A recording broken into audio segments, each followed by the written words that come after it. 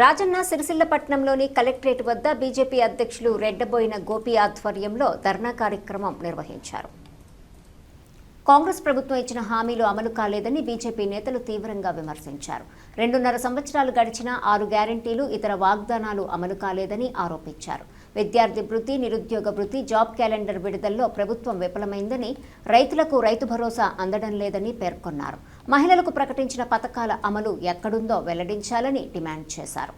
హామీల అమలు వరకు ఉద్యమాన్ని ఉధృతం చేస్తామని, రాష్ట్ర వ్యాప్తంగా కలెక్టర్లకు వినతి పత్రాలు అందజేస్తామని బీజేపీ ప్రకటించింది.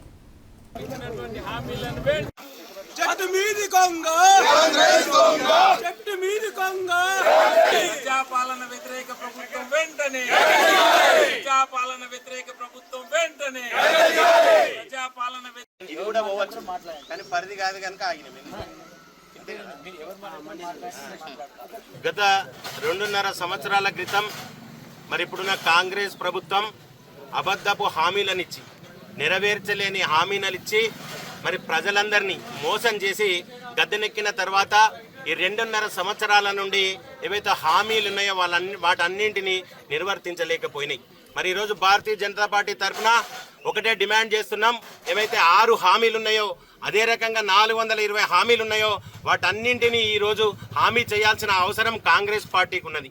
మరి ఈరోజు ముఖ్యమంత్రి గారు ఏవైతే పెద్ద పెద్ద సమావేశాలలో హామీలుగా ఇచ్చిండ్రో, ప్రతి ఒక్క ఏదైతే ఈ కార్యక్రమాలు వీళ్ళు చేస్తామని చెప్పిర్రో వాటన్నింటినీ నెరవేర్చాల్సిన అవసరం కాంగ్రెస్ ప్రభుత్వం ఉంది. కనుక ఈరోజు భారతీయ జనతా పార్టీ ఆధ్వర్యంలో రాష్ట్రంలోని అన్ని జిల్లాల కలెక్టర్లకు రిప్రజెంటేషన్ ఇవ్వడం జరుగుతుంది.